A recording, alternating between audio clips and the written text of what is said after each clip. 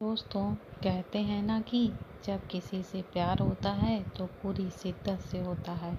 उसका मुकाबला कोई नहीं कर सकता। यह कहानी इसी तरह से है कि जब प्यार होता है तो किसी के बस में ही नहीं रहता और वह होता ही चला जाता है। और जो दिल में जज्बात उतारते हैं वह किसी के रोकने से ही नहीं रुकते। यह एक ऐसी कहानी है रूबी की, जो ना चाहते हुए भी प्यार में पड़ गई। तो देखना यह है कि वह अपने प्यार को अपने लिए पाने के लिए क्या क्या करती है और उसका प्यार क्या क्या रंग दिखाएगा। क्या रूबी को उसका प्यार मिलेगा या नफरत? यह देखने के लिए चलिए चलते हैं, हम कहानी को आगे बढ़ाते हैं। और हाँ दोस्तों, अगर आपको मेरी कहानी अच्छी लगे तो कमेंट में ज़रूर बताइएगा। इस कहानी में आपको एक नए तरह का देखने को मिलेगा। तो दोस्तों, इस कहानी को ज़्यादा से ज़्यादा शेयर करें। दोस्तों, यह कहानी आपको ज़रूर पसंद आएगी। यह एक शब्द सुनते ही जैसे रूबी के पैरों के नीचे से किसी ने ज़मीन ही खींच दी है। और वह शब्द थे, you have to be my sex slave, जिससे पैरों ने अपने ताकत ही खो दी थी। रूबी धड़ाम से अपने घुटनों के बल ज़मीन पर गिरती है। उसकी आंखों से आंसुओं की जैसे बारिश ही हो रही थी। उसने अपनी किस्मत पर यकीन ही नहीं हो रहा था। वो यकीन ही नहीं कर पा रही थी इस बात पर कि किसी दिन उसकी ज़िंदगी ऐसी करवट भी लेगी कि किसी दिन उसका सब कुछ इस तरह से ख़त्म हो जाएगा और यूं यूं ही बेबस पड़ी होगी और भीख मांग रही होगी अपने ही प्यार से। तभी अधर्म टेबल के ड्रॉअर से पेपर निकालता है और रूबी के सामने फेंकता है और साथ में एक पेन भी फेंकता है। रूबी कांपते हुए हाथों से उन पेपरों को उठाती है और पढ़ती है, जिन पर साफ साफ लिखा था कि रूबी आज से अधर्व की सेक्स स्लेवर है।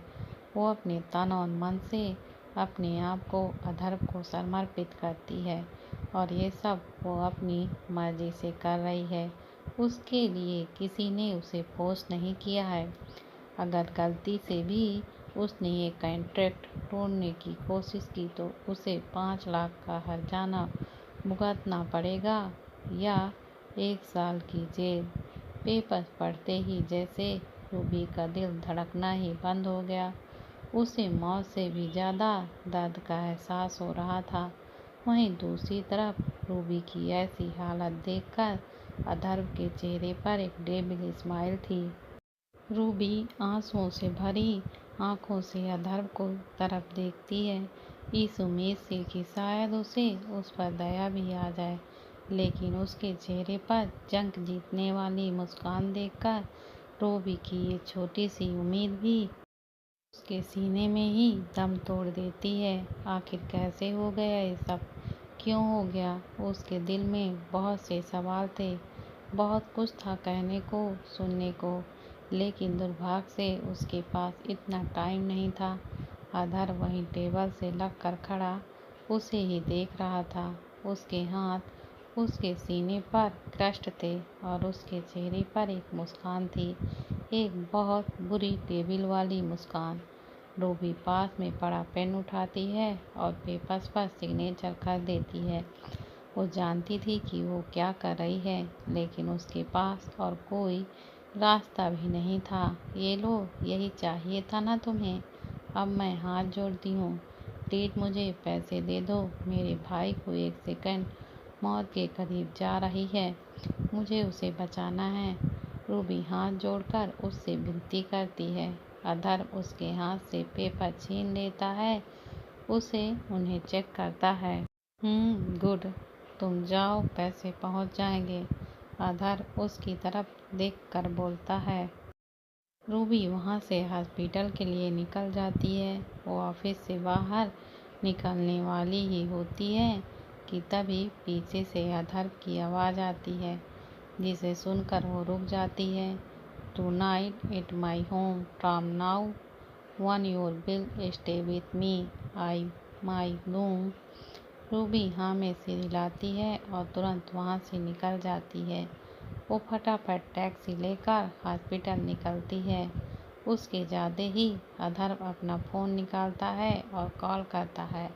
आप ऑपरेशन का जितना भी खर्चा है और उसके बाद हॉस्पिटल का जितना भी बिल बनेगा वो सब मेरे नाम से बनाइए। ये बोलकर अधर्व फ़ोन कट कर देता है और हॉस्पिटल के अकाउंट में एक बहुत बड़ा अमाउंट ट्रांसफ़र करता है। तभी उसके ऑफिस में उसका बेस्ट फ्रेंड आ जाता है। दोनों बिजनेस पार्टनर थे, लेकिन असल में दोनों एक दूसरे के लिए भाइयों से भी बढ़कर थे। Congratulation brother, finally you what you wanted, he said with a smirk. उसकी आवाज़ में टोन जैसा ही था। तुम्हारा चेहरा देखकर ऐसा क्यों लग रहा है कि तुम मुझे मुबारकबाद नहीं दे रहे हो, बल्कि ताना मार रहे हो। ये बोलकर अधर्व अपनी चेयर पर बैठ जाता है। रोहन गुस्से में अपनी आंखें बंद कर लेता है। एक सेकंड के बाद वो उसके पास जाकर टेबल पर बैठ जाता है और अधर्व की आंखों में देखकर बोलता है, bro are you sure about it things again. Atharva अपनी बाहें उठाकर उससे पूछता है, क्या मतलब है तुम्हारा, कहना क्या चाहते हो। उसके इस तरह अनजान होने से नाटक को देखकर रोहन चिढ़ जाता है और गुस्से से टेबल पर हाथ पटक कर बोलता है, don't behave like as life you have don't idea what I am the telling about. उसे इस तरह गुस्से में देख अधर्व उसे पानी का गिलास बढ़ाता है, जिसे हटाकर रोहन टेबल से खड़ा होकर खिड़की के पास जाकर खड़ा हो जाता है। उसके ऐसा बिहेव को देखकर अधर्व एक गहरी सांस लेता है। पानी का गिलास टेबल पर रखकर उसके पास जाकर खड़ा हो जाता है। अपनी जेब से सिगरेट निकालकर उसे मुंह में डालकर जलाता है और धुआं का कस लेता हुआ बोलता है, I am very sure about it.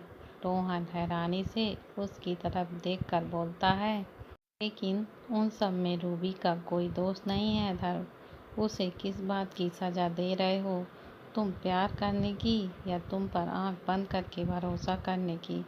तुम सब जानता है, तू गवाह है हर चीज़ का। सब जानने के बाद भी इस सवाल का क्या मतलब बनता है अधर्व। अधर्व खिड़की के बाहर देखते हुए सट्टा मारते हुए स्टैंड एक्सप्रेशन के साथ बोलता है। उसकी बात सुनकर रोहन एक गहरी सांस लेकर बोलता है, ऑफ कोर्स मुझे सब याद है, कुछ नहीं बोला मैं। लेकिन अधर्व, इसके लिए रूबी को सज़ा क्यों। उसे सज़ा मिलेगी, ज़रूर मिलेगी, पता है, क्योंकि उसे ये नफ़रत विरासत में मिली है।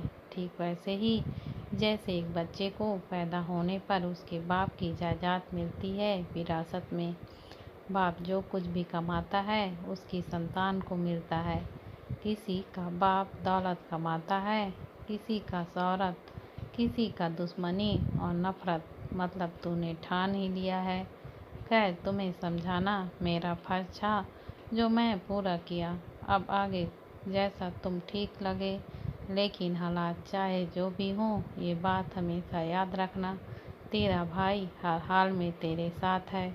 मैं जानता हूँ। धर्म उसकी तरफ एक नज़र घुमाकर देखता है। फिक्र मत करो, मैं अच्छी तरह जानता हूँ कि मैं क्या कर रहा हूँ। अधर्व सिगरेट को रोहन को पास करता है, जिसे लेकर रोहन भी उसका कस लगाता है और बोलता है, मैं तुम्हें बचपन से जानता हूँ। कहीं ऐसा ना हो जाए कि किसी दिन इस रास्ते पर इतना आगे निकल जाओ कि लौट कर ही ना पाओ। अधर्व उसकी बातों का कोई जवाब नहीं देता और दोनों इसी तरह वन बाय वन सिगरेट का कस लगाते हुए खिड़की पर खड़े बाहर का नज़ारा देखते रहते हैं। इधर रूबी भागते हुए हॉस्पिटल पहुंचती है। उसकी सांसें फूली हुई थी। वो भागकर रिसेप्शन पर पहुंचती है और पूछती है, विनय रॉय मेरा भाई है, उसका ऑपरेशन। ओह, तो आप ही हैं उनकी बहन। डॉक्टर कब से आपके बारे में पूछ रहे थे। आपके भाई की तबीयत खराब हो रही थी। कहाँ चली गई थी आप? रिसेप्शन पर खड़ी हुई नर्स बोलती है। उसके बाद सुनकर रूबी बहुत डर जाती है और सोचती है कि क्या अथर्व ने अभी तक पैसे नहीं दिए? अथर्व ऐसा कैसे कर सकता है?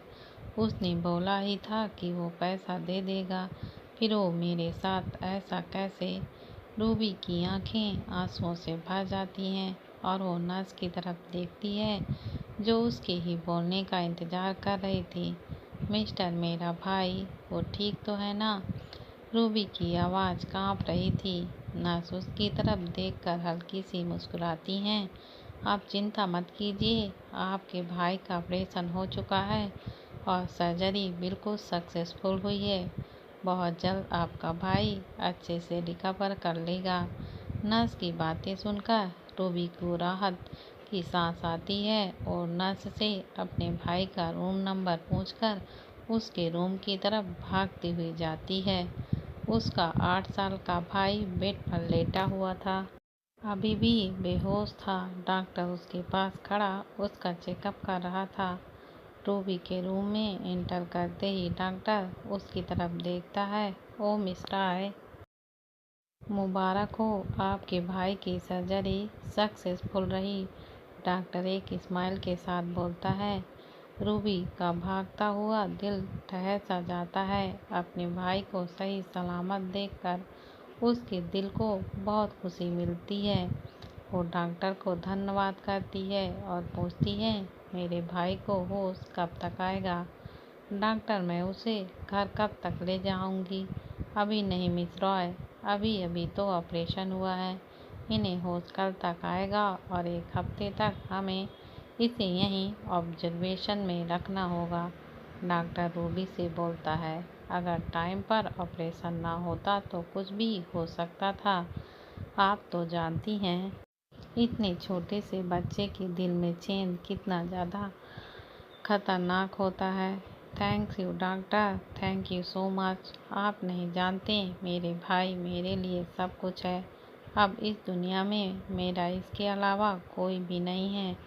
रूबी अपने भाई को देखकर बोलती है, थैंक यू मुझे नहीं, अपने आप को बोलिए। अगर टाइम पर आपने पेमेंट न की होती तो इनका बचना मुश्किल था। ये बोलकर डॉक्टर मुस्कुराकर वार्ड से बाहर चला जाता है। रूबी कुछ वक्त वहाँ मौन खड़ी रहती है। उसके भाई के बेड के पास खड़ी उसका सोया हुआ चेहरा देखती है, फिर अपने पास पर हंसती है। हाँ, सही कहा आपने डॉक्टर, थैंक यू। मुझे खुद को ही बोलना चाहिए। अपने भाई की जान बचाने के लिए मैंने खुद ने आपको बेच जो दिया है। मुझे इस बात का कोई गिल्ट नहीं है। आखिर इससे मेरी भाई की जान जो बची है, आज इसके लिए मैं अपने आप को 100 बार भी बेच सकती हूँ। रूबी अपने भाई आपके पास आती है और उसका हाथ पकड़ लेती है। कुछ देर उसके पास बैठती है, तभी उसका फ़ोन बजता है। किसी ने अभी अभी उसे मैसेज किया था। वो अपना फ़ोन चेक करती है। Tonight at my home. अपने फ़ोन पर अथर्व का मैसेज पढ़ते ही उसका दिल बैठ जाता है। जिंदगी उसके साथ बड़ा ही बेदर्द खेल खेल रही थी। बाप जेल में, भाई हॉस्पिटल में और आज वो खुद भी किसी की हवस का शिकार होने जा रही थी। अब तो उसकी खुद की ज़िंदगी का भी उसका हक नहीं था। वो भी आज उसके किसी और के नाम कर दी थी। भगवान जाने अब आगे क्या होने वाला था। अपना दिल मजबूत कर लो रूबी, क्योंकि अब तुम्हें हर रोज़ मरना है। मरने के लिए तैयार हो जाओ। रूबी अपने भाई की तरफ देखती है, फिर उसके माथे और किस करके बोलती है, तेरे लिए मुझे 1000 मौतें मरना भी मंजूर है। जब तक तुम्हारी ज़िंदगी सुरक्षित है, मैं किसी भी तकलीफ से गुजरने को तैयार हूँ। रूबी की आंखें आंसुओं से भर जाती हैं। वो वार्ड से निकलकर हॉस्पिटल से बाहर जाती है। वहाँ बहुत जोर से बारिश हो रही थी। वो बारिश में जाकर खड़ी हो जाती है। उसका पूरा शरीर बारिश से भीग जाता है। उसके सारे कपड़े भीग जाते हैं। आज उसे फील होता है कि उसके प्राण सूख गए हैं। अब वो सिर्फ एक जिंदा लाश की तरह खड़ी थी। रूबी को बारिश बहुत पसंद थी। बारिश में खेलना, नाचना उसे बहुत अच्छा लगता था। बचपन से ही बारिश हमेशा ही रूबी को बहुत ठंडक देती थी। लेकिन आज तो ऐसा लग रहा था कि आसमान पानी नहीं तेजाब बरसा रहा है। रूबी वहीं बारिश में बैठ जाती है और सोचने लगती है, कहाँ गलती हो गई है मेरे प्यार में। ऐसा क्या गुनाह मैंने कर दिया जो मेरे साथ ऐसा हो रहा है। मैंने तो बस प्यार किया था, सच्चा प्यार। क्यों मेरा प्यार उसकी नफरत की खत्म नहीं कर पाया? क्यों मैं उसके दिल में नहीं बस पाई? क्या मेरे प्यार में ताकत ही नहीं थी? क्या उसकी नफरत इतनी ज़्यादा स्ट्रांग थी? रूबी जोर-जोर से रोने लगती है। शुक्र है वहाँ कोई नहीं था उसकी लाचारी पर हंसने के लिए, तो वो खुलकर रो सकती थी। आज उसे ऐसा लग रहा था कि काश ये ज़मीन फट जाए और उसे अभी की अभी निगल जाए। लेकिन वो अपनी मर्जी से मर भी तो नहीं सकती थी, क्योंकि उसकी ज़िंदगी पर ही उसके छोटे भाई की ज़िंदगी डिपेंड करती थी। अभी कुछ दिनों की तो ही बात थी जब उसकी और अधर की शादी होने वाली थी। अधर्व जैसा प्यार करने वाला इंसान पाकर रूबी के तो पैर ही जमीन पर नहीं पड़ रहे थे।